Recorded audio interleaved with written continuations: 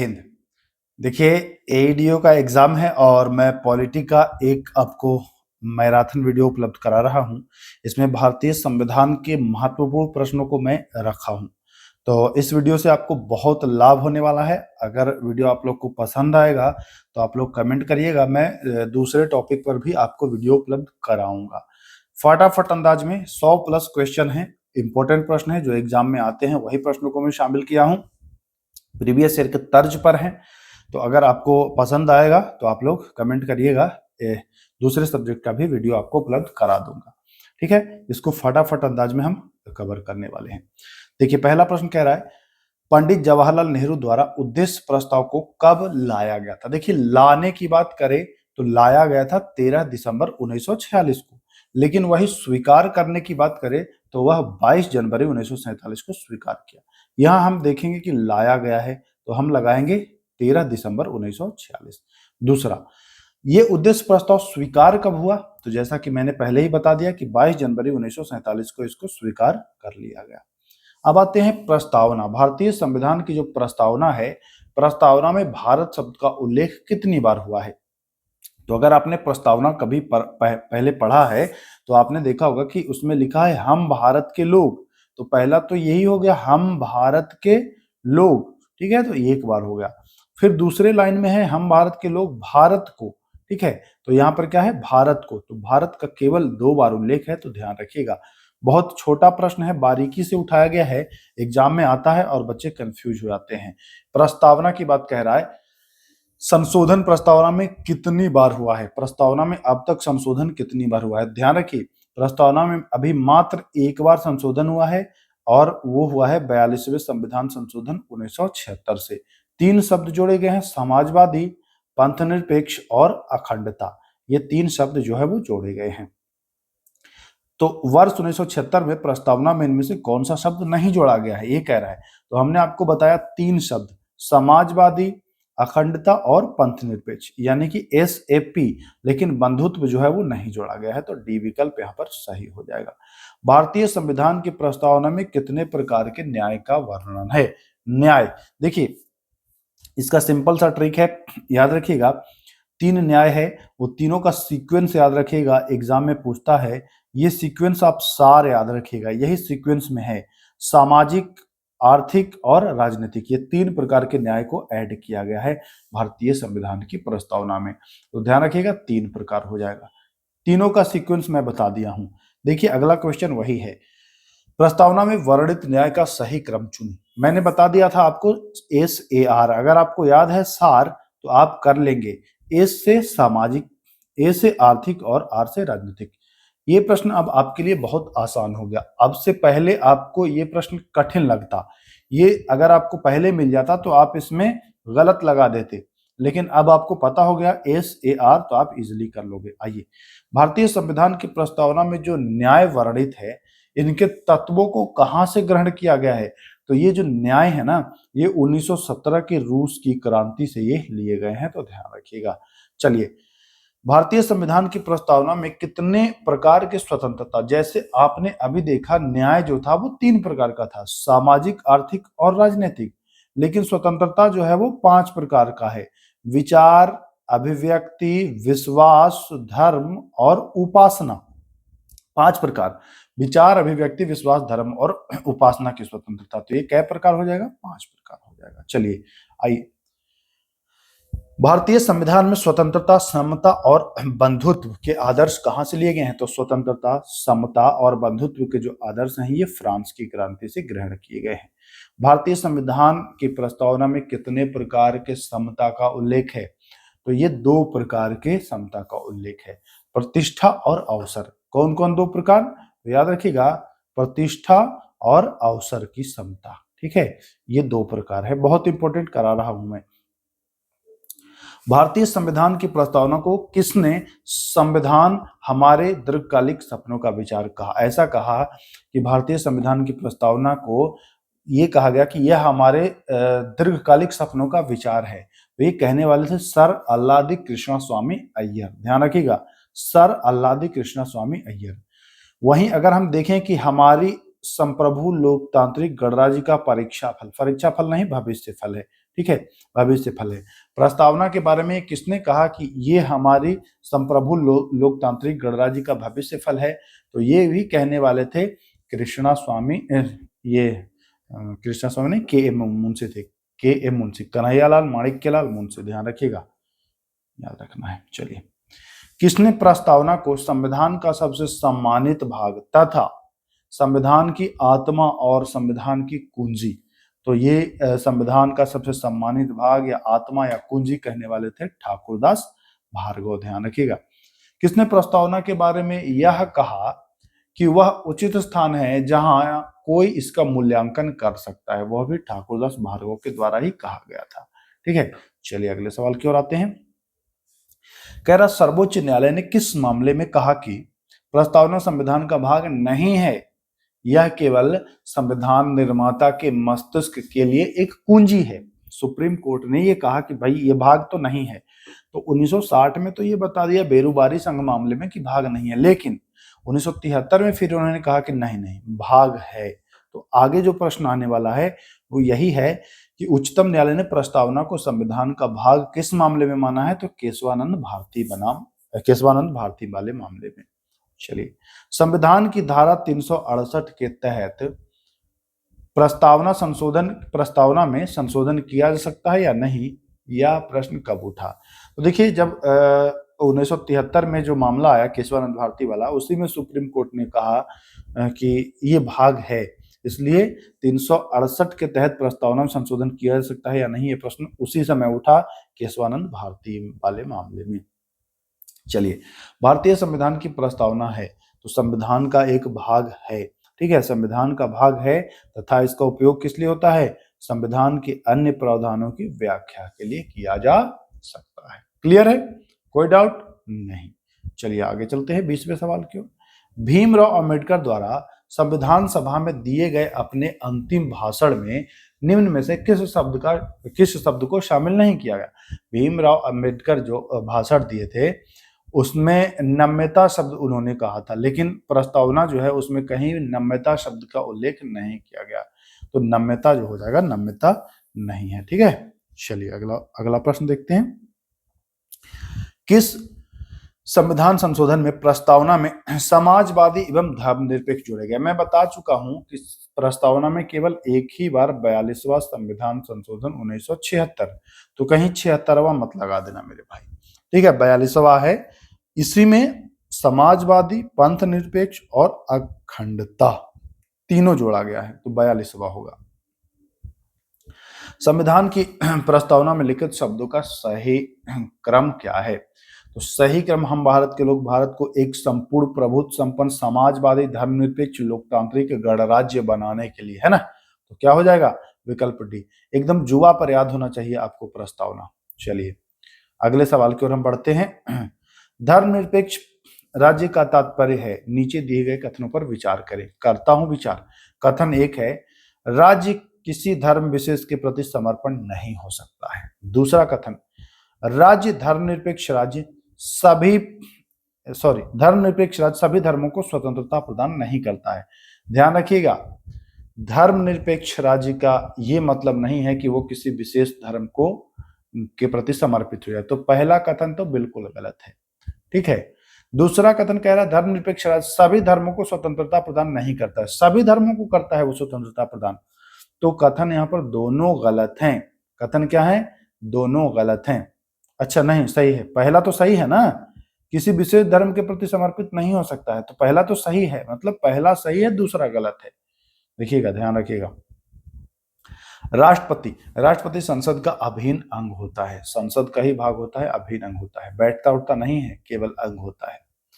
संसद का सत्रावसान कौन करता है? तो संसद का सत्रावसान भी राष्ट्रपति ही करता है। चलिए, संसद के कुल कितने सदन? संसद के कुल 3 सदन, लोकसभा, राज्यसभा और राष्ट्रपति। ठीक है, तो 3 सदन। राज्यसभा की अधिकतम संख्या, तो राज्यसभा की अधिकतम संख्या 250। कितनी? 250। ठीक है, ध्यान रखिएगा। राज्यसभा में राज्यों एवं केंद्र शासित प्रदेशों की सीटों का आवंटन किस अनुसूची में है? तो राज्यसभा में जो राज्य और केंद्र शासित प्रदेश के लिए जो सीट दिए गए हैं, ये 4थी अनुसूची में इसका उल्लेख किया गया है। राज्यसभा के सदस्यों का निर्वाचन जो चुना जाता है किसके द्वारा, तो विधानसभा जो होता है उसके निर्वाचित सदस्य। निर्वाचित सदस्य का मतलब कि जो निर्वाचित होते हैं, अब तो मनोनीत हालांकि नहीं होते हैं, पहले होते थे। कितने केंद्र शासित प्रदेशों में राज्यसभा का प्रतिनिधित्व है, कितने केंद्र शासित प्रदेशों में, तो वो 3 ही है। कौन कौन है, कोई कमेंट कर रहे हैं। राष्ट्रपति सदन संसद में कितने सदस्यों को मनोनीत कर सकता है, तो ध्यान रखिए राष्ट्रपति 2019 से पहले यानी 20 से पहले ही 14 लोगों को मनोनीत करते थे, बट जो 104वां संशोधन हुआ 2019 में 20 से लागू हुआ, इसमें कहा गया कि अब लोकसभा में नहीं करेंगे, तो केवल राज्यसभा में 12 लोगों को करते हैं। नामित सांसद कितने समय बाद राजनीतिक दल में शामिल होंगे, तो वो अयोग्य हो जाएंगे। नामित हैं आप, अगर आप 6 महीने में शामिल हो गए तो आप अयोग्य घोषित हो जाएंगे, ध्यान रखिएगा। कोई सदस्य बिना अनुमति कितने दिन अनुपस्थित रहने पर अपनी सदस्यता खो देगा, अगर आप 2 महीने तक बिना कोई सूचना के सदन से गायब रहते हैं यानी 60 दिन, तो आप अयोग्य हो जाएंगे। सांसदों को पेंशन जो 1976 से पेंशन का अधिनियम लागू हुआ, ठीक है। लोकसभा के अध्यक्ष के चुनाव की तारीख का निर्धारण कौन करता है, तो लोकसभा के जो अध्यक्ष होते हैं इनके चुनाव की तारीख का निर्धारण राष्ट्रपति के द्वारा किया जाता है। आइए अब लोकसभा उपाध्यक्ष के चुनाव की तारीख, तो ये लोकसभा उपाध्यक्ष के, तो ये लोकसभा का अध्यक्ष जो होता है ये कर देता है। प्रोटेम स्पीकर की नियुक्ति कौन करता है, तो प्रोटेम स्पीकर की नियुक्ति राष्ट्रपति के द्वारा किया जाता है। प्रोटेम स्पीकर को शपथ भी राष्ट्रपति ही दिलाते हैं। और प्रोटेम स्पीकर का कार्य क्या होता है, तो इसका कार्य होता है नवनिर्वाचित जो सदस्य होते हैं उनको शपथ दिलाना, तो ध्यान रखिएगा। संसद का सचिवालय जो है वो 98 अनुच्छेद में है, ठीक है। 100 में कोरम है, संसद का कोरम, तो ये पूछता है एग्जाम में। संसद के 2 सत्रों के बीच अधिकतम 6 माह से ज्यादा का गैप नहीं होना चाहिए, ठीक ना, ध्यान रखिएगा। संसद के सत्रावसान के संदर्भ में कौन सा कथन गलत है, सत्रावसान जो है वो बैठक को समाप्त करता है, नहीं, सत्रावसान बैठक को नहीं पूरे सत्र को समाप्त कर देता है, ठीक है। तो गलत कथन ये है, बैठक को नहीं पूरे सत्र को। संसद का कोरम अनुच्छेद 100 के 3 में आप पढ़ेंगे 1/10 होता है, ठीक है, ध्यान रखिएगा संसद का कोरम। आइए लेम डक से क्या आशय है, लेम डक यानी कि इसको लंगड़ा बतख सत्र भी कहते हैं, क्या कहते हैं, लंगड़ा बतख सत्र, है ना, लंगड़ा बतख सत्र।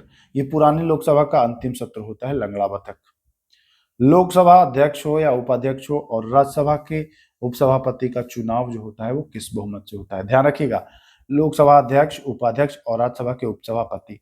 यहाँ पर आपको लग रहा होगा कि राज्यसभा के सभापति नहीं लिखे, देखिए जो राज्यसभा का सभापति होता है वो उपराष्ट्रपति होता है, वो निर्वाचक मंडल के द्वारा चुना जाता है, लेकिन इन तीनों को साधारण बहुमत से चुन लिया जाता है। लोकसभा अध्यक्ष और उपाध्यक्ष को किस बहुमत से हटाया जाता है, देखिए चुन लिया जाता है साधारण बहुमत से, लेकिन हटाने के लिए प्रभावी बहुमत होता है। चलिए संसद का पहला घंटा जो है यह प्रश्नकाल कहा जाता है, प्रश्नकाल के ठीक बाद होता है शून्यकाल। और अगर पूछे आपसे कि भारत में शून्यकाल कब से प्रारंभ हुआ है, तो बताएंगे 1962 से। कब से, 1962 से, ध्यान रखिएगा। स्थगन प्रस्ताव कहाँ पेश किया जाता है, तो आप कहीं भी पेश करिए, लोकसभा में करिए या राज्यसभा में करिए, ठीक है। अविश्वास प्रस्ताव अगर आपको लाना है तो आपको कितने सदस्यों का समर्थन चाहिए, तो कम से कम 50 सदस्यों के समर्थन आपके पास होने चाहिए, तभी आप लाएंगे। संसद के दोनों सदनों के, देखिएगा इस प्रश्न को अच्छे से समझिएगा, संसद के दोनों सदनों की बैठक को बुलाता कौन है। अगर मेरे भाई पूछे बुलाता कौन है तो बताएंगे राष्ट्रपति, अगर पूछे कि अध्यक्षता कौन करता है इस बैठक की, तब होगा लोकसभा का स्पीकर, तो दोनों ध्यान रखिएगा। और इसका जो नियम होता है वो लोकसभा के नियम से ये चलता है, ये भी 3 पॉइंट यहाँ पर इजी हो गया आपको। संसद सदस्यों का विशेषाधिकार, आप जब अनुच्छेद 105 पढ़ोगे तो संसद सदस्यों के विशेषाधिकार का यहाँ पर उल्लेख किया गया है। चलिए संसद में जो प्रयोग होती है भाषा, उसका उल्लेख अनुच्छेद 100 किस में है, 120 में है, संसद में प्रयोग की जाने वाली भाषा। राष्ट्रपति के निर्वाचक मंडल में कौन शामिल नहीं होता है, मैं कई बार बता चुका हूं, राष्ट्रपति का निर्वाचक मंडल याद करने का सीधा ट्रिक है विल्लो रानी, रानी, ध्यान रखिएगा। वी से विधानसभा, लो से लोकसभा, राज से राज्यसभा, नी से निर्वाचित, यानी विधानसभा, लोकसभा, राज्यसभा के निर्वाचित। निर्वाचित रहेंगे, निर्वाचित वाले रहेंगे, निर्वाचित वाले रहेंगे, मनोनीत वाले नहीं लेंगे भाग, तो शामिल मनोनीत वाले नहीं होते हैं। चलिए, राष्ट्रपति चुनाव से संबंधित अगर कोई विवाद होता है तो अनुच्छेद 71 कहता है कि इसका सुप्रीम कोर्ट जो है वो निर्णय करेगा। ठीक है, कौन करेगा? सुप्रीम कोर्ट, यानी कि सर्वोच्च न्यायालय निर्णय करेगा। चलिए, राष्ट्रपति पद की जो योग्यता है उसमें कौन सा कथन गलत है? राष्ट्रपति की योग्यता की बात कर रहा है। उम्मीदवार की आयु 35 वर्ष होनी चाहिए, बिल्कुल सही है। वह किसी लाभ के पद पर नहीं होना चाहिए, बिल्कुल सही है। वह राज्यसभा सदस्य बनने के योग्य हो, वह लोकसभा सदस्य बनने के योग्य हो। बी और सी में फंस रहा है गाड़ी, तो ध्यान रखिए, राज्यसभा सदस्य बनने की योग्य हो यह उपराष्ट्रपति के लिए है, लोकसभा सदस्य बनने के लिए योग्य हो यह राष्ट्रपति के लिए है। तो सी है उपराष्ट्रपति वाला, गलत हो जाएगा। राष्ट्रपति के चुनाव में अगर नामांकन कराना है तो आपको 50 प्रस्तावक और 50 ही अनुमोदक, साथ ही साथ 15,000 रुपया रिजर्व बैंक में आप जमानत के रूप में जमा करोगे। वो जमानत आपको कुल वैध मतों का अगर 6वां भाग नहीं प्राप्त किए तो वो भी जमानत जो है वो जब्त हो जाएगा, ये ध्यान रखिएगा। ठीक है, चलिए देखिए, राष्ट्रपति उम्मीदवार की जमानत कब जब्त होती है? तो कुल डाले गए मत, जितने मत डाले गए है ना, उसका 1/6 भाग अगर नहीं पाते हैं तो आपकी जो जमानत राशि है 15,000 वो जब्त हो जाएगी। चलिए, राष्ट्रपति से संबंधित गलत कथन। राष्ट्रपति को मुख्य न्यायाधीश शपथ दिलाते हैं, बिल्कुल सही, दिलाते हैं शपथ। कार्यवाहक राष्ट्रपति को शपथ नहीं लेनी पड़ती है, पता नहीं। राष्ट्रपति भारत का प्रथम नागरिक होता है, सही बात है। राष्ट्रपति संविधान की रक्षा की शपथ लेता है। यहाँ लोगों को बी और डी में लग रहा होगा, ध्यान रखिए, जो भी व्यक्ति राष्ट्रपति बनेगा शपथ लेगा। यहाँ क्या कह रहा है? कार्यवाहक राष्ट्रपति शपथ नहीं लेता है, ऐसा नहीं होगा, लेना पड़ेगा, बी गलत कथन है। राष्ट्रपति के महाभियोग के संबंध में गलत कथन को आपको निकालना है। गलत कथन, देखिए, महाभियोग जो है वो एक अर्धन्यायिक प्रक्रिया है, बिल्कुल सही है। संसद के दोनों सदन के सभी सदस्य इसमें भाग लेते हैं, चाहे वो निर्वाचित हो चाहे वो मनोनीत हो, भाग लेंगे। विधानसभा के सदस्य भाग नहीं लेते हैं, बिल्कुल विधानसभा वाले नहीं लेंगे। ये कह रहा है मनोनीत सांसद भाग नहीं लेंगे, जब कह दिया कि सभी भाग लेंगे तो मनोनीत भी तो लेंगे भाग, यही गलत है, डी, मनोनीत भी भाग लेते हैं। यदि राष्ट्रपति और उपराष्ट्रपति का पद रिक्त हो तो राष्ट्रपति के कर्तव्य कौन निभाएगा? मान के चलिए राष्ट्रपति भी ना हो, उपराष्ट्रपति भी ना हो, ऐसा कंडीशन आया है वर्ष 1969 में, है ना, एक बना था राष्ट्रपति उत्तराधिकार अधिनियम, इसी से बनाया गया कि भाई अगर राष्ट्रपति भी ना हो, उपराष्ट्रपति भी ना हो, जाकिर हुसैन और बीबी गिरी का मामला था, तो उस समय एम हिदायतुल्लाह मुख्य न्यायाधीश थे, वही राष्ट्रपति के पद पर आसीन हुए थे। चलिए, किन राष्ट्रपतियों का निधन कार्यकाल के दौरान हुआ? तो फखरुद्दीन अली अहमद और जाकिर हुसैन, दोनों का, यानी कि बी और सी। इनमें से किसकी नियुक्ति राष्ट्रपति द्वारा की जाती है? राष्ट्रपति द्वारा किसकी नियुक्ति की जाती है? ध्यान रखिएगा, दिल्ली के मुख्यमंत्री की। आप सोचेंगे आप मुख्यमंत्री की तो नियुक्ति उपराज्यपाल या राज्यपाल करता है, ध्यान रखिए दिल्ली के मुख्यमंत्री की नियुक्ति राष्ट्रपति करते हैं। प्रोटेम स्पीकर की करते ही हैं, अंतर्राज्य परिषद की नियुक्ति या गठन भी करते हैं, तो हो जाएगा उपर्युक्त सभी। संसद के संयुक्त अधिवेशन का आह्वान कौन करता है? बुलाता कौन है? रिपीट हुआ है, ये राष्ट्रपति करता है, 108 अनुच्छेद में ज्वाइंट सेशन का उल्लेख है। यदि संसद किसी विधेयक को संशोधन सहित या संशोधन बिना पुनः पारित करते हैं तो राष्ट्रपति क्या करेगा?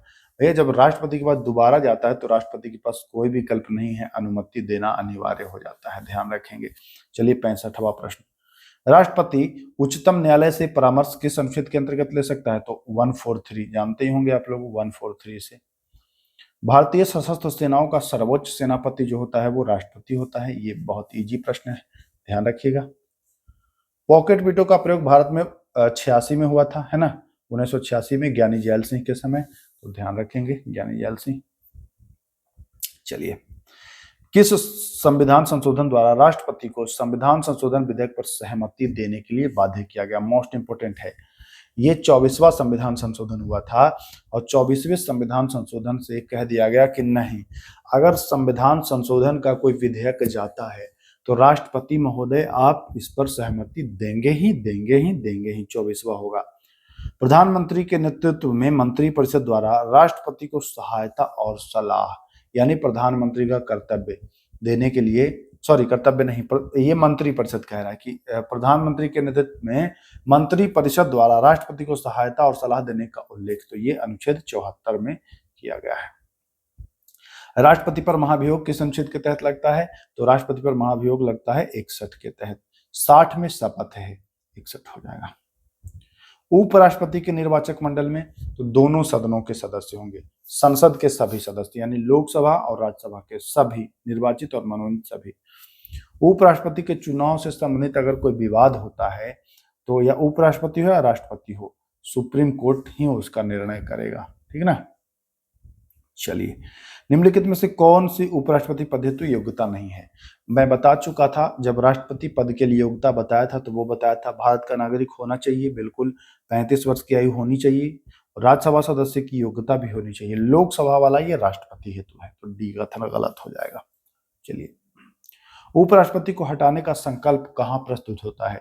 चूंकि उपराष्ट्रपति राज्यसभा का पदेन सभापति होता है, इसलिए उसका प्रस्ताव जो राज्यसभा में ही शुरू किया जा सकता है। उपराष्ट्रपति को हटाने का संकल्प किस बहुमत से लाना है?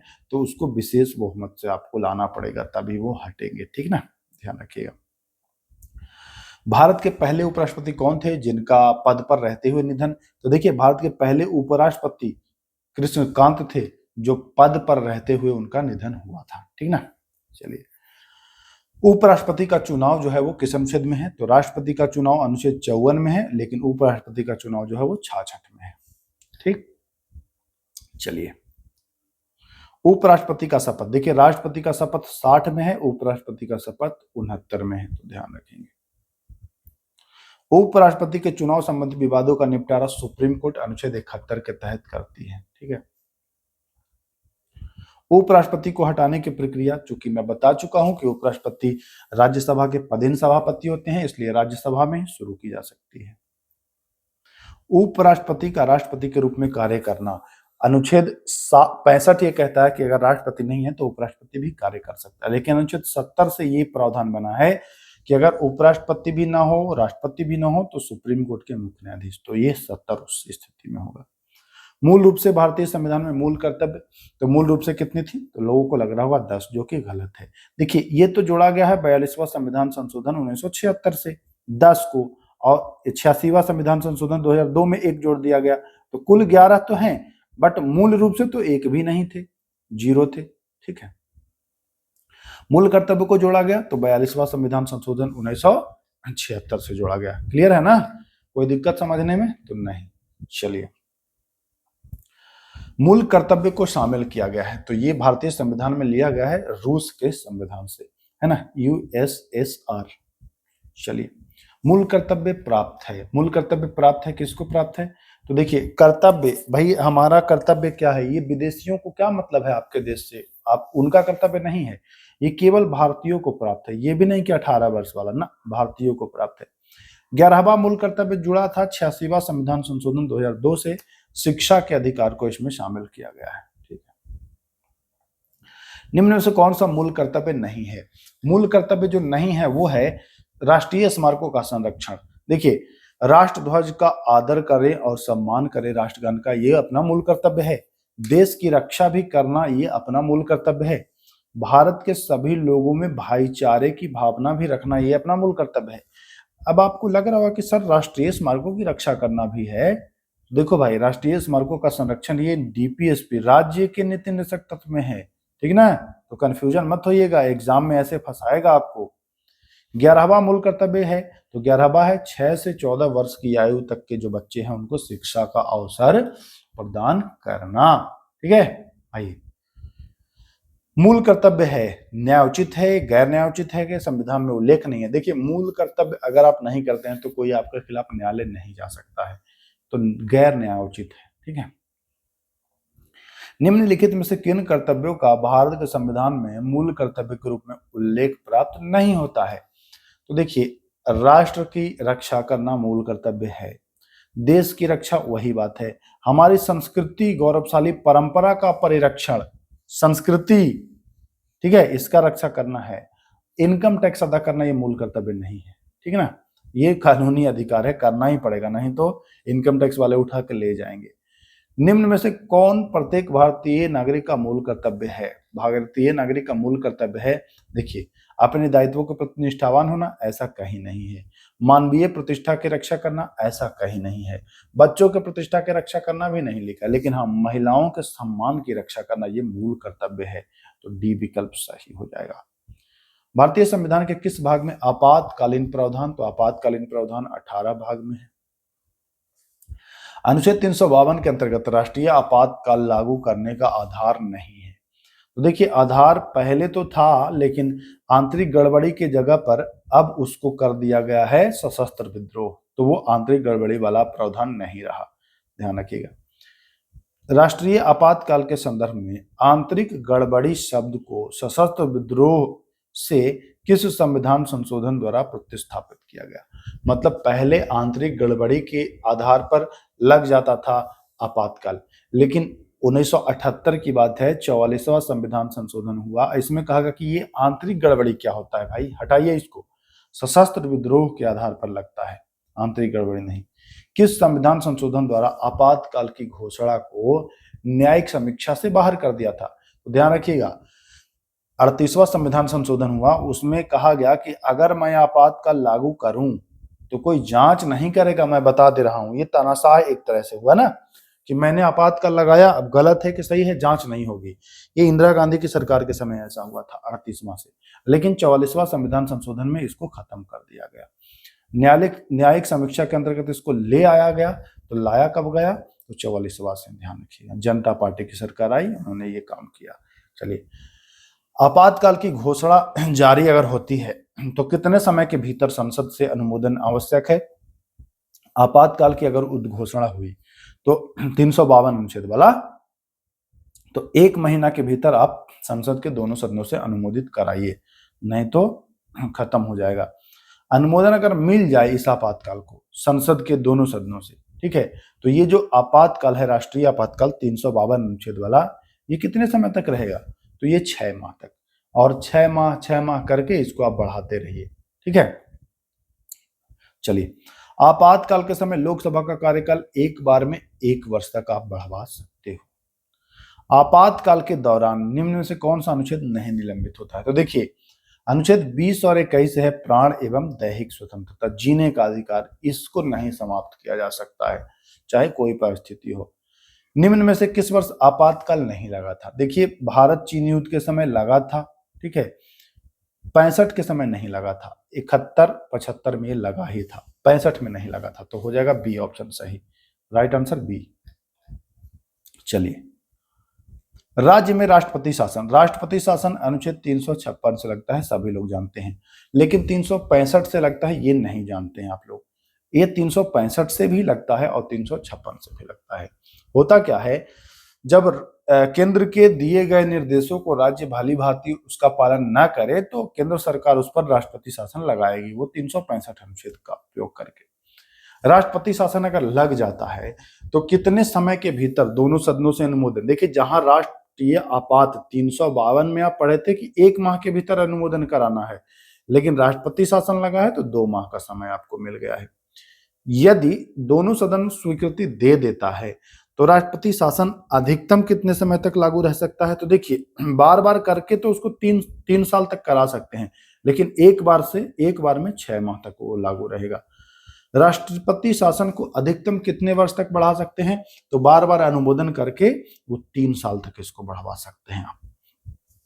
चलिए, यदि राष्ट्रपति शासन के दौरान लोकसभा विघटित हो जाए और नई लोकसभा का गठन हो जाए, तो नई लोकसभा के गठन के बाद राष्ट्रपति शासन कितने समय तक लागू रहेगा? तो जब नया लोकसभा आ गया तो अब 30 दिन तक लागू रहेगा, ठीक है। चलिए, भारतीय संविधान के किस अनुच्छेद में वित्तीय आपात अनुच्छेद 360 में उल्लेख है।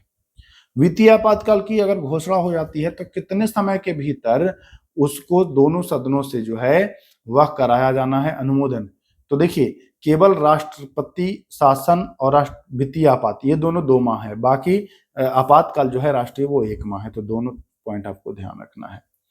यदि वित्तीय आपातकाल लागू हो गया, दोनों सदनों से मंजूरी भी स्वीकृति मिल गई है, तब यह कितने समय तक रहेगा प्रभावी? तो देखिए, राष्ट्रीय आपातकाल जो था वो 6 माह था, राष्ट्रपति शासन भी 6 माह था, लेकिन वित्तीय आपात ये अनिश्चित काल तक है, ठीक है, ये जब तक चाहिए तब तक आप कराते रहिए। तो चलिए, 109 प्रश्न थे। हमारा टारगेट था आधा घंटा में मैंने इसको कंप्लीट करा दिया।